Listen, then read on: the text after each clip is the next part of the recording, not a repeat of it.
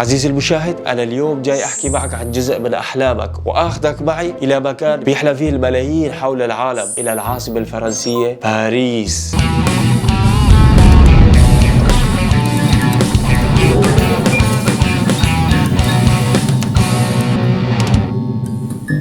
يا حبيبي، إذا أنت من طبقة متوسطة معناته مثلك مثل 90 مليون حول العالم اللي بيحبوا يزوروا باريس هاي السنة. اللحظة اللي رح تطلع فيها على طيارتك وتنام شوي وبعدها تفيق على صوت مضيفة الطيران اللطيفة تقول: أعزائي المسافرين والمسافرات، طبعا بالفرنسي، لقد دخلنا الآن إلى الأجواء الفرنسية، بعد قليل سوف نحلق فوق السماء العاصمة باريس. وأنت مدخل راسك جوا الشباك وعم تتخيل نفسك تتمشى داخل شوارع باريس، وبعدها إلى أهم متحف حول العالم أو أهم متحف بالتاريخ، متحف اللوفر الشهير، وتحس بالعظمة وإحساسك هذا لا يوصف. تنزل من الطيارة بسرعة وتتجه إلى محطة المترو وتاخذ القطار تجاه اللوفر، وبعد 10 دقائق تلاقي نفسك قدام باب كبير مكتوب عليه من فوق: موزي اللوفر. الله، احساسك ما بيوصف وعيونك عم تدمع. وعلى فكره بتدخل المتحف من احد الاهرامات الموجودين في الساحه المشهوره. ما علينا، المهم انت وصلت. وعلى فكره كمان انا شخصيا عشت هاي التجربه باول رحله الي للمتحف. المهم حسب الاحصائيات في مثلك 90 مليون بني ادم تانيين تقريبا بيزورها في السنه، يعني بيجيها سواح اكثر من عدد سكانها اللي هو 67 مليون نسمه. بيتمشوا في شارع الشانزليزيه وبياخذوا صور وهن حاطين ايدهم على برج ايفل هيك مثلي.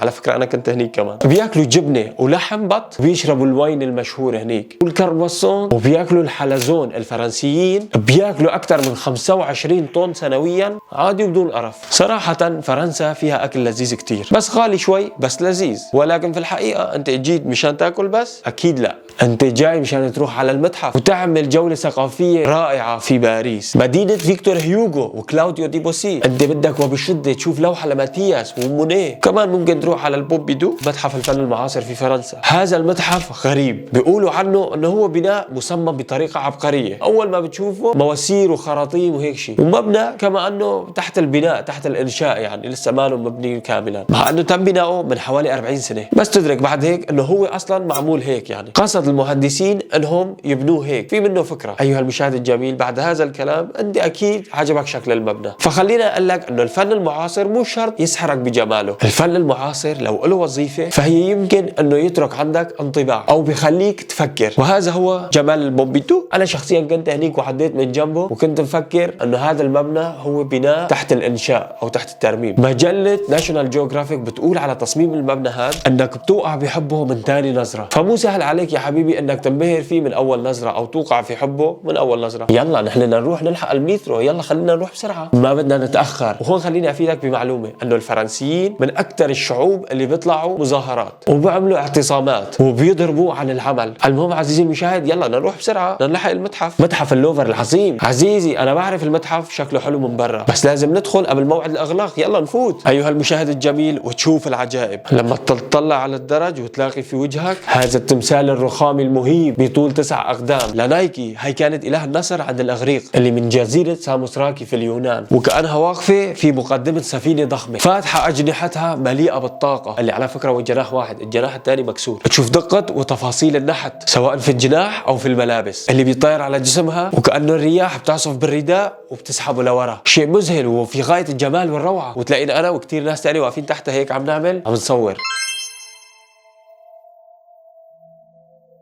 عزيزي المشاهد، انت لسه ما شفت شيء، لسه ما فت لجوا، استنى لسه نحن على الباب. لو شفت احد اللوحات الرهيبه للفنان سيدرو غريكو، عزيزي المشاهد انظر الى هذه العظمه. هذه العظمه مبنيه على قصه حقيقيه، مبنيه على حادثه مقتبسه من حادثه صارت سنه 1816 ل 147 واحد اتحطمت سفينتهم وضلوا بالوضع اللي انت شايفه هذا لمده 13 يوم بدون اكل وشرب. كل اللي على السفينه ماتوا ما عدا 15 واحد، ضلوا عطشانين وجوعانين لدرجه بداوا ياكلوا بلحم بعض. شوف اللوحه، واحد رجليه مقطوعه وناس ميته، ناس فاقده الامل وناس ثانيه كلها امل انه السفينه جايه تشوفهم فتنقذهم. يقال انه غريكو بحث كثير جدا قبل ما يرسم اللوحه هاي، وقابل الناجين ودرس كثير جدا جثث الضحايا مشان يشوف شكلهم ولون بشرتهم. عمل عن جد ترفع له القبعه. حبيبي لساتنا ببدايه الطريق، تحس بمشاعر العظمه هيك، انت مبسوط وانت طول ما انت ماشي تشوف هذه العظمه الفريده، لوحات وعظماء هذه التحف الفريده. تشوف لوحه تنصيب نابليون الشهيره، اللوحه الشهيره اللي هو راكب فيه على حصان. لجاك لوي دافيد فنان نابليون الرسمي، هذا مثل مصور للحكام والشخصيات المهمة، راسم لوحة نابليون المشهورة وهو منططي حصانه. هاي اللوحة غنية عن التعريف. وانت وماشي كمان رح تشوف لوح لأهم الفنانين العظماء عبر التاريخ مثل رافائيل وميشيل أنجيلو والنينجا تيرتلز، وللعبقري ليوناردو دافنشي وحتى دوناتيلو. واخيرا نوصل للهدف الاساسي، اهم واشهر لوحة في التاريخ وتعتبر الاغلى في العالم. انا بدي اشوف الموناليزا اللي رسمها ليوناردو دافنشي تمشي بالممرات الضخمة وانت متحمس، جواك نار، الادرينالين عم يرتفع، فتلاقي حيط ضخم مرسومة عليه لوحة عملاقة كبيرة جدا، The Wedding Feast at the Ghana. عزيزي المشاهد هي اكبر لوحة في متحف اللوفر، تأمل هذه العظمة. بس على الاغلب مو سهلة لهي الدرجة، لازم نستنى كتير. تطلع يمينك هيك تلاقي في 200 شخص مثلك من كافة انحاء العالم جايين يشوفوا اللوحة مثلك. اوف،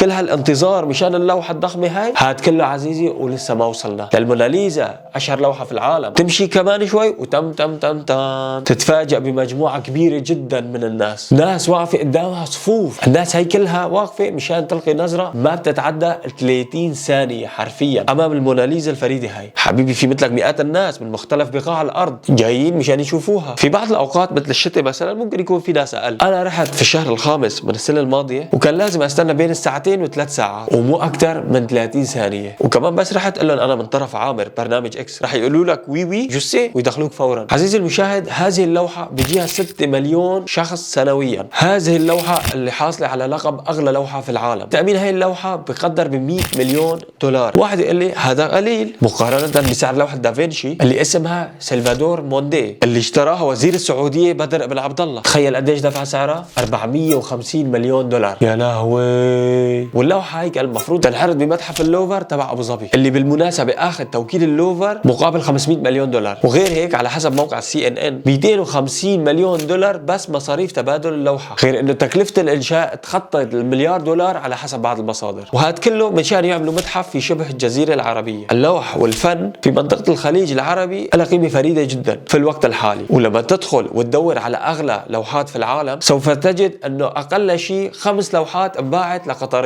سواء اشخاص عاديين او مؤسسات، مبالغ ماليه ضخمه. واحد عندي يقول لي الله يا ابو عمير انت اشتريت الموناليزا ولا شو؟ ايه حبيبي انا اشتريت اللوحه، لكن شو مفكر انا اصلا ليش رحت على باريس؟ والمصاري يا ابو عمير من وين جبتها؟ حبيبي برنامج اكس بدر ذهب. عزيزي اشتريت اللوحه بس مو الاصليه، اشتريت هاي تقريبا بحدود ال 20 25 يورو. انا بالفن ما عندي مزح. المهم على شو كنا عم نحكي؟ صح تذكرت، التامين تبع الموناليزا 100 مليون دولار. بس خليني اصدمك واقول لك الكلام هذا كان من سنه 1962. سكين لا هذا مقص عام 1962، يعني اليوم بما يوازي ال1 مليار دولار ويمكن اكثر كمان. اسمع يا رعاك الله، لوحه واحده قيمتها 1 مليار دولار ويمكن اكثر. كل هالشيء وانت لسه ما وصلت للوحه وعم نستنى لبين ما يجي دورنا من اجل الوقوف امام هذه اللوحه، امام هذه العظمه. ممكن تكون انت لمحتها من بعيد بس بتقول يمكن بس اوصل، ممكن يكون الموضوع مختلف. لما توصل تلاقي فعلا بس 30 ثانيه. بس لعمى انا النصب علي، انا ادفع 15 يورو مشان اشوف هي بقى الموناليزا. بس هي صغيره كثير ولسه حاطين قدامها واقي رصاص كبير. هي اغلى لوحه بالعالم. هذا هو اشهر عمل للعبقري ليوناردو دافنشي. وحده قاتلها الملل، حاطه ايديها فوق بعض وقاعده على كرسي خشب قديم وكانه قاعده عم تستنى دورها في شي مكتب حكومي، وحجمها لا يتجاوز ال 50 60 سنتيمتر. خيبه امل قاتله، صدمه عزيزي المشاهد. بعد كل هالحماس هذا وارتفاع سقف توقعاتك، بعد رؤيتك لكل هالتماثيل واللوحات الرهيبه هاي، انت ممكن تكون سافرت عشرات الالاف من الكيلومترات مشان تشوف اهم لوحه في حياتك. تلاقي اهم لوحه بهذا الشكل هذا تقعد تحزن عزيزي المشاهد، بس ترجع توقف تقول لنفسك اكيد منى هي شخص مهم كتير، حدا عظيم، مشان هيك الناس كلها مهتمه فيها ومهتمين باللوحه تبعها. استراحه لمده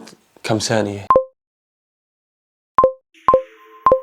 خليني اوضح لك عزيزي المشاهد. اول شيء هذا مو اسمها اصلا، منى يعني مدام هيك في بدايه الكلمه. اسمها الاصلي ليزا جيكوند. اوكي عادي ما في مشكله، اكيد هي حلوه صاروخ. عزيزي المشاهد شكلها عادي جدا، يعني في كثير لوحه احلى منها. ايها السيدات والساده الافاضل، منى هي كانت زوجة تاجر ومسؤول حكومي. هو حدا ممكن يكون مهم بس مو كثير، عادي يعني، ولكن كان في علاقه بين هذا الزوج واهل ليوناردو دافنشي، وفي هيك بيناتهم تواصل. ممكن يكون كان عندهم دكانه صغيره او شيء، فليوناردو قال اوكي ما في مش ليه برسمها. بيقولوا كمان ما سلم اللوحة اصلا، اخذ لوحة معه وراح سكن في باريس. وكمان في خلاف، بيقولوا انه ممكن تكون هاي السيدة اللي باللوحة وحدة تانية مو موناليزا نفسها، بيقولوا يعني. وكمان ممكن يكون في نسخة تانية، وهي ما النسخة الوحيدة. بمدريد في نسخة بس مو ليوناردو هو اللي رسمها. وكمان في بنك بسويسرا طلعوها بسنة 2008، صار لها 30 سنة تقريبا ما حدا بيعرف عنها اي شيء. السويسريين كانوا مخبينها وعملوا عليها دراسات وطلعت اصلية، وانه ليوناردو دافنشي هو اللي راسمها. وطلعت هاي اللوحة مرسومة يمكن قبل لوحة الموناليزا اللي معلقينها في متحف اللوفر. اللوحة اللي لاقوها بسويسرا معروفة باسم ايزلوورث موناليزا، هاي اللي شعرها اسود. اكيد هلا خطر في بالك سؤال، اوكي هاي اللوحة حلوة رهيبة بس هي شخص عادي على المؤاخذة، والبنت كمان عادية، وحتى زوجها عادي، لا منصب ولا اختراع، عادي، وما في شيء مميز ولا فنان ولا انه عامل شيء عظيم بحياته. حتى اللوحة ذات نفسها في عليها اختلافات كما يقال، يعني ما في شيء مميز بشدك لهي الدرجة. طب انا بدي افهم، وفي كتير لوح بالمتحف اعظم واهم، وحسب الاراء المختلفة هيمانة افضل واحسن لوحة رسمها ليوناردو دافنشي. الزلمة عنده بما يقارب ال20 وال25 لوحة، منها سلفادور موندي والعشاء الاخير. وبهي اللوحة عزيزي المشاهد راسم فيها المسيح نفسه، واللي هو ممكن يكون اشهر شخص في التاريخ، وديانته اليوم يتبعها اكثر من 2.4 مليار بني ادم. ليش بقى هي اللوحة تبع هاي السيدة تكون هي الاشهر؟ اللوحة تبع هاي السيدة تكون اشهر لوحة في العالم، ليش؟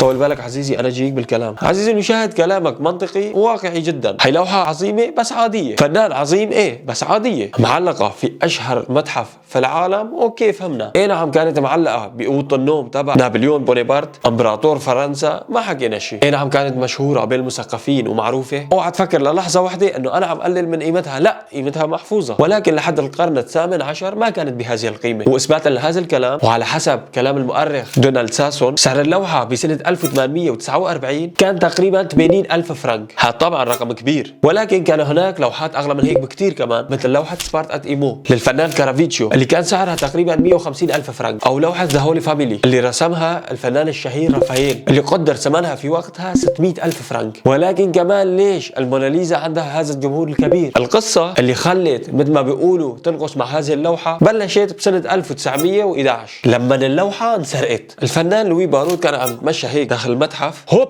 يلتفت ما في لوحة. وين اللوحة يا عالم ياهو؟ لا حياة لمن تنادي. اللوحة بح انسرقت. يعني يا روحي طب مو اللوحة امبارح كانت هون؟ ما حدا يرد عليه. على اثر هذه الجريمة عزيزي المشاهد تم اغلاق المتحف لمدة اسبوعين. مين اللي سرق اللوحة ومن هو منفذ هذه العملية؟ جمعوا كل المشتبهين، حققوا مع الكل لبين ما قبضوا على السارق الحقيقي منفذ هذه العملية. مين بقى هذا السارق؟ في جنسو بروسيا، واذا نطقت الاسم غلط فيك تقرأه عادي. المهم هذا الرجل المفروض انه هو المسؤول عن تركيب لوحة الازاز اللي راح يحطوه قدام لوحة الموناليزا. دخل هيك عادي على المتحف في اوقات العمل الرسمية تبعه، ولوحتنا مثل ما قلنا صغيرة، حطها تحت ثيابه وبيطلع لبرا المتحف بدون ما حدا يحس عليه، بدون اي مشاكل. يعني حاميها حراميها، انتبه عزيزي. ويمكن هذا هو السبب الرئيسي والاكبر والمساهم في شهرة هاي اللوحة، في شهرة الموناليزا، لانه مثل ما قلنا اللوحة حجمها صغير كتير، فكان سهل انه يخفيها تحت الملابس ويطلع برا المتحف بدون ما حدا يحس عليه. شايف الفرق بسيط، مثل انه تكون اللوحة اكبر شوي او حدا لو حاسس على السارق، وقت فارق بسيط بين انه لو الزلمة حدا حاسس عليه او اللوحة تكون اكبر من هيك بشوي، كان ممكن يعطل شهرتها بهذا الحجم حول العالم. تسأل نفسك وتسألني انه شو غايته من سرقة هذه اللوحة؟ الاسباب عزيزي المشاهد ما حدا متأكد منها بشكل قطعي، ولكن كان يقال انه هو شخص وطني وكان بده يرجع اعمال ليوناردو دافنشي الى حضن الوطن